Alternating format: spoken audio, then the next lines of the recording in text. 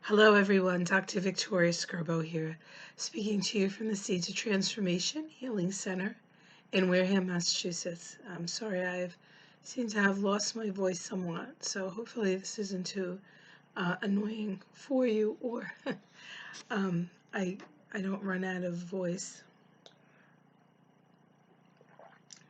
I'm having some throat coat tea. It works wonders, really does. So, um, I want to talk about 2020. And it's a very big year. It's one of those years that when we look back in history, we'll know that it was a true turning point. And there are there are many reasons for that. First of all, it's the beginning of a decade. And that always holds its own power, right? Um,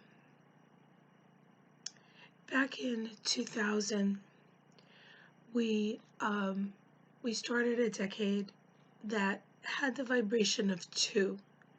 Now, two, and I've had a number of people ask me about this. Two is um, two is the number of compromise. It is the number of duality. It is the number of relating. In astrology, two is symbolized by the opposition, the opposition when two planets are 180 degrees away from each other. What two offers us is perspective. Um, it is as far away from unity in a way as you can get, and yet it is also the two strives for unity.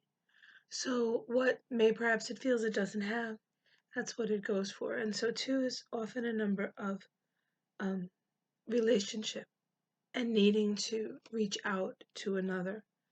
And that relationship can be a relationship with another person, or it can be a relationship with your higher self.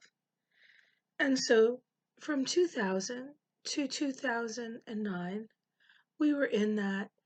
All the years through that decade had sort of the base note of the two.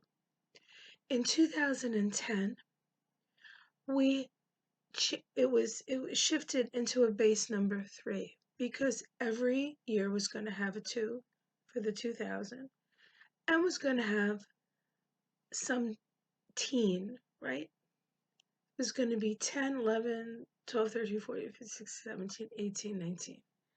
And so that was the base number 3. And 3 is about unit, it's the Trinity. There is a sense of manifestation with the 3. And so if we can look at what has occurred from 2010 through 2019, it's as if Spirit has offered us a vision. The 3 is the number of the 2 is the number of the High Priestess in the Tarot. The High Priestess sits there silently and knows things, but doesn't always speak of things. So it's about hidden things, it's about secrets in some cases, but it's also about the power that we get from looking within. And so we would have had to, through those intervening years, really search within ourselves for answers. Now in 2010, as I said, we moved into a 3 vibration. The 3 vibration is the vibration of the Empress. The Empress is the path on the tree of life connected to the third eye. It is the path that runs between, and I'll just move over. Here we go. Can you see that? Yeah. So the High Priestess sits here on the tree of life, right down the center. Over here, this is the 3, and it goes across from Bina to Hokmah, Hokmah to Bina. And it is associated with the Empress card, which is associated with the planet Venus. And the Empress card and that path on the tree of life is the path of creative imagination, or creative visualization. And so through 2010 to 2019, there was something about the three vibration that was a visionary time, a time of envisioning the future that you want to see. Now, you're probably thinking to yourself, um, I don't particularly remember that time as, being threes are known for being fun. Threes are known for creativity. And you might think, I don't remember that. Or you might think that you do. Um, but, excuse me, but it was about honing that talent. And now we're in the 2020s. We move into 2020, and 2020 has a base number of 4. And 4 is connected to the card, the Emperor. And so this is the energy that we're working with now. Now, on the Tree of Life, the Emperor sits right here on this path right here. And I have written in here 2020 Emperor. That's what that says. This path is associated with the sign of Eris, and it connects Chokmah, the Sephiroth of wisdom, with Tiphareth, the Sephiroth of beauty. Chokmah is associated with the zodiac signs, all the zodiac, and Tiphareth is associated with the sun. Now, as a vibration, or as a card, I should say, the Emperor card is about dominion. The Emperor sits on his throne, and we see it right here. He sits on his throne, and he has, in this deck, we see he has little ram heads here, ram heads here. He is dressed for battle. He has all these grand robes on him, but on his feet, we know he has these sort of battle shoes, or the old-fashioned battle shoes. And he sits up high in the mountains, okay?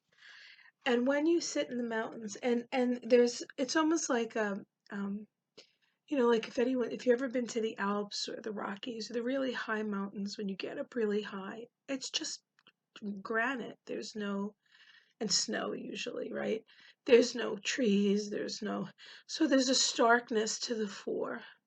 But it's also the highest peak, and so you can see the expanse. And that's what dominion really is kind of about. It's like, how do you circumscribe your world? And then how do you reign your world? How do you reign upon it? Now, of course, as this decade begins, we have to see, is there anything going on astrologically in Aries? Well, there's 2 things: long-term cycles. And one of them is Chiron. Chiron is in Aries.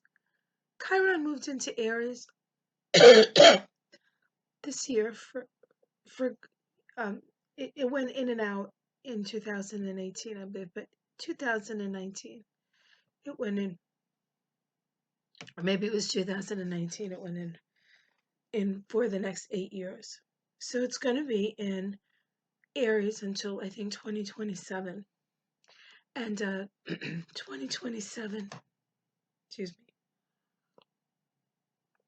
is most of the decade. Chiron is the archetype of the wounded healer. And Aries deals with our sense of identity. It deals with our sense of self, deals with our I am consciousness. And so in Aries, we come to understand who we are and who we are not. Aries is about being or becoming. And there's a need for great freedom with Aries. Aries doesn't like to be held down. It doesn't like to be held back. And it can be very warlike. Excuse me. Aries is pretty much pure yang. yang force. It is forceful. It is, when you think about it as an archetype, if you think about it in the realm of the season, the planting season, it's in Aries when the little seedlings come up. The winter is over. The earth has warmed up a bit. There's usually a lot of rain right before the sun goes into Aries. That is the Pisces energy, and so the seed begins to spring to life, and it pushes up out of the earth, and it needs that force, that push, to get past and to get into the sunlight. And so Aries is going from the darkness into the light. And so we can utilize that image in our mind about going from the darkness to the light. Now, I also want to talk about the 4 as a number. So the 4 is the number of the builder. And what do I have here? So I have the basic meaning of 4. I got this out of the book Numerology by Jean. If I can find it, I'll pull. I have like 1,000 things on my desk. If you hear a crash, it's probably me. So this is the book that I got this from. I had this book for years. Numerology, Spirit, Light, Vibrations. I'm not sure if you can still get it. It's by Jean. It might be self-published. Let me see.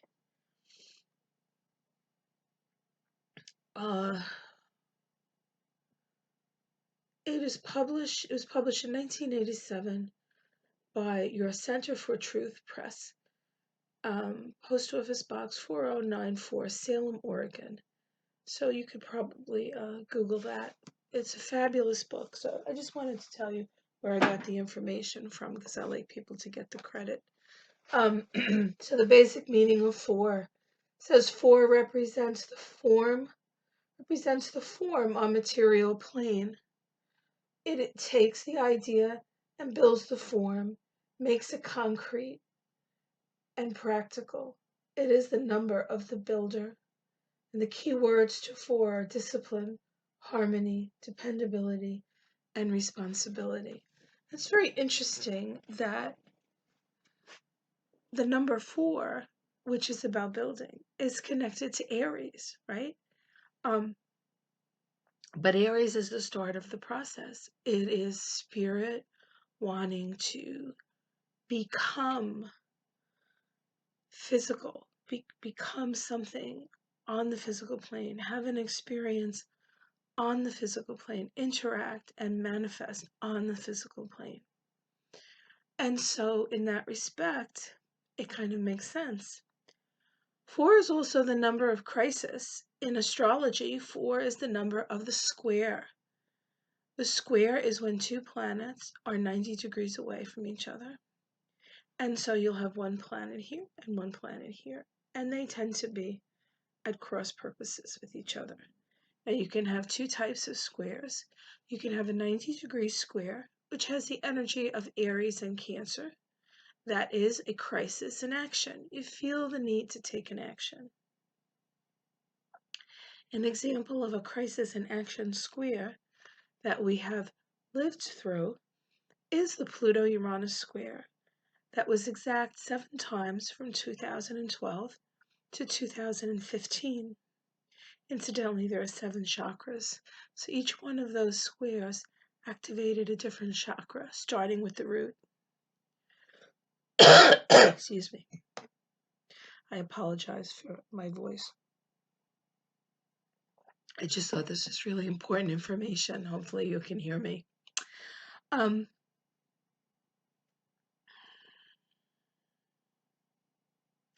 So I lost my train of thought. I'll get back there though.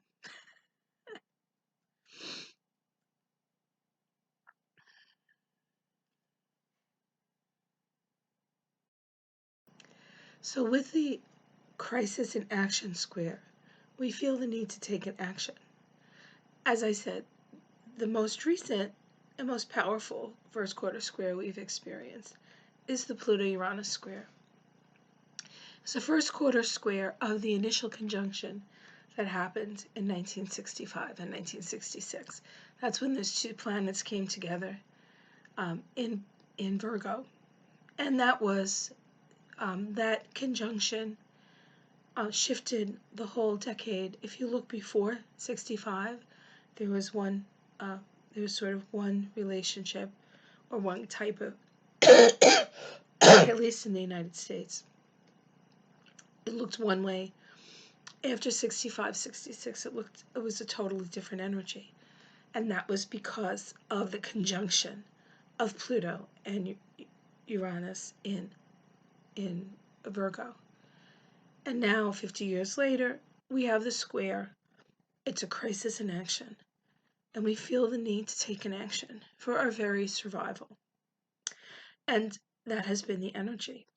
And that square is still viable. It's not as strong. Now we are actually taking the actions to build, which makes the decade of 2020 and the intervening years within that decade so very important about building the future. Okay, so that's important.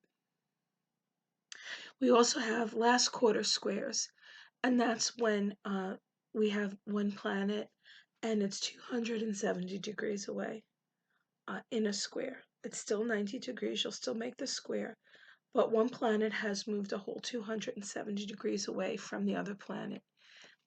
And when that happens, we have a crisis in consciousness. And so we have a crisis in belief, what you believe to be true. Now, recently, we just had a pretty powerful last quarter square, 2019. And I think 2018 too. But it was getting closer in 2018. And that was a last quarter square between Jupiter in Sagittarius and Neptune in Pisces, both signs associated with spirituality or religion. And so we were in sort of somewhat of a moral dilemma as we found ourselves questioning what we thought was true about certain things, country, personal spirituality, what personal spirituality, or if you were associated with organized religion. And so all of these things are questioned. And in the case of the crisis in consciousness, it requires us to change our minds and our beliefs about something, to become authorities in our own life, captains of our own ship. Okay. So that's the four, right? The square. The thing that they have in common is they're both crises. And so when we're in a four vibration, it is a time of crisis. And what crisis does for us is it brings us to the present moment. We don't think about the past. We don't think about the future. All we can handle is the immediate, the right now. And where does Eris work best? In the right now.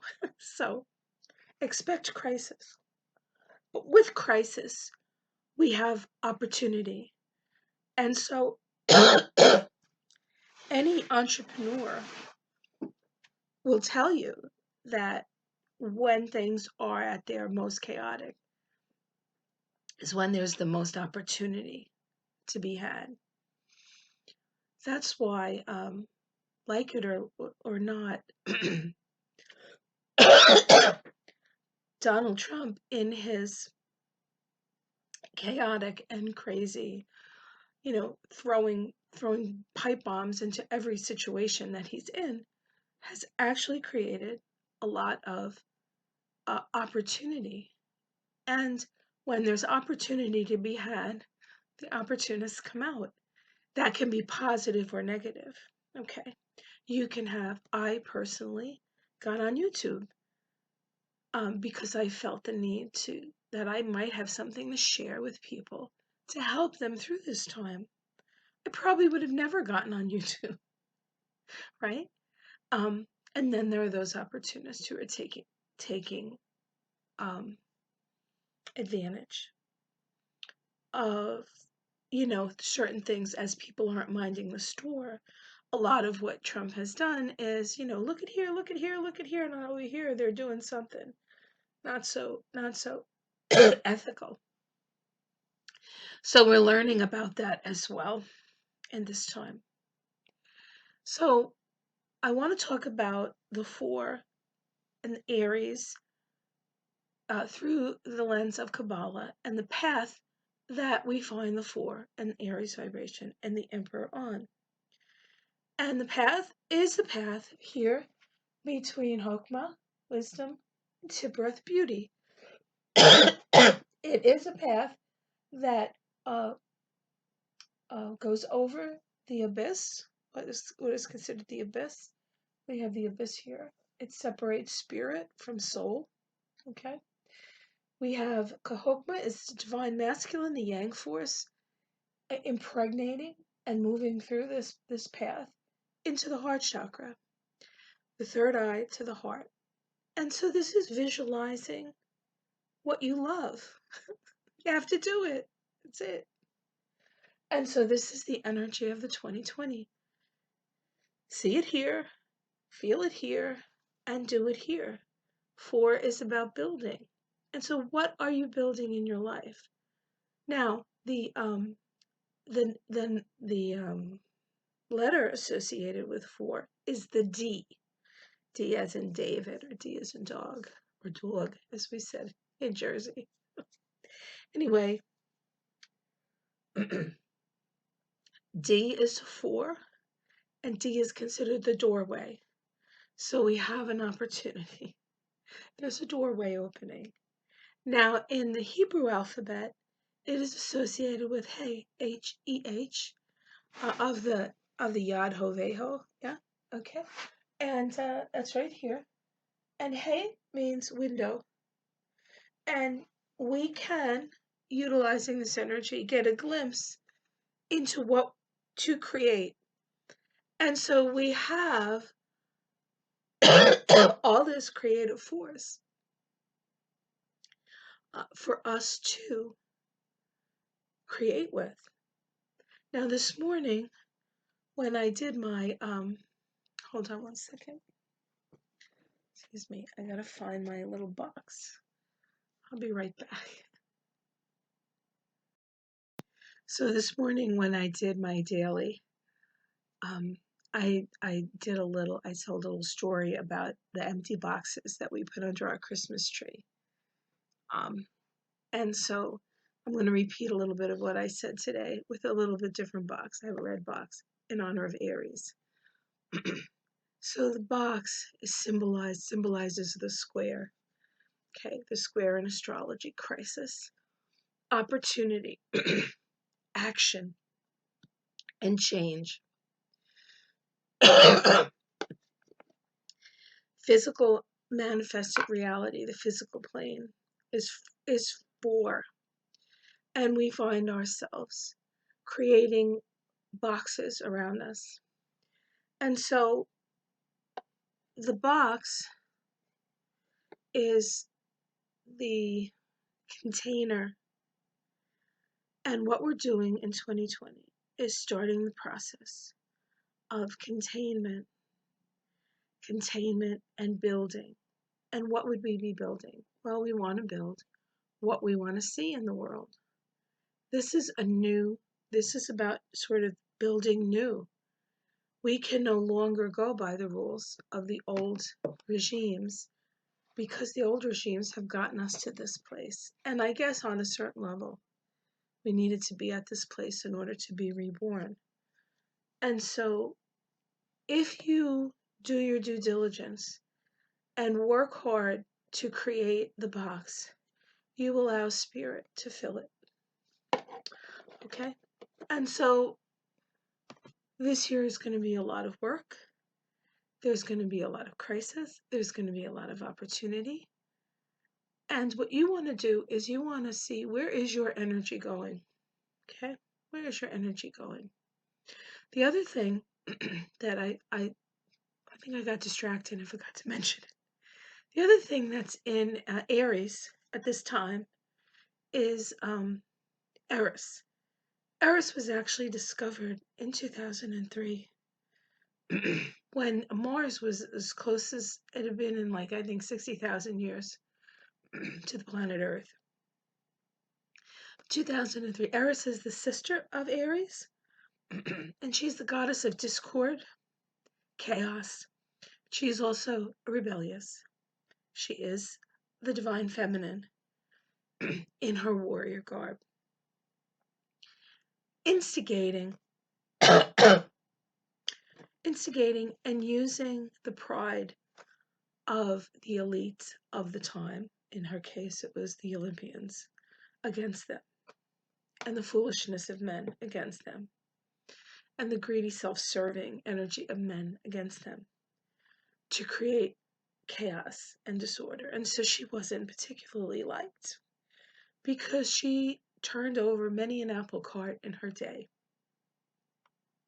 And so we have this rebellious energy. Now, that being said, Eris has been in Aries since 1925 and will be there for quite a while, maybe another 30 or maybe longer years. I'm not exactly sure. I should probably look that up.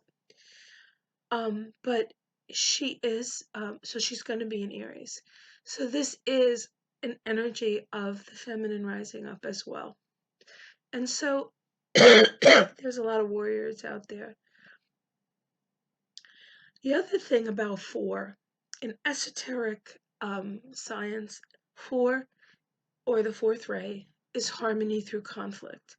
It is the ray that is associated with humanity. This is how humanity finds harmony. They first fight, they discord, and then they come to a place of harmony. And so fostering a sense of harmony through this time is also important. But I think the main thing is that we have literally a golden opportunity to recreate the world with the vision of a different way of doing it. And we're more connected than ever. And part of that is going to be sitting down with people we don't agree with and finding common ground on that.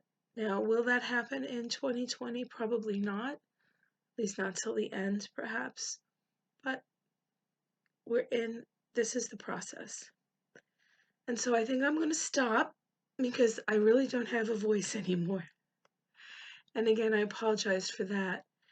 I am going to talk about 2020 from a more astrological perspective because, of course, there are many things happening, especially in January. So this is going to be a series on 2020 as we move through 2020.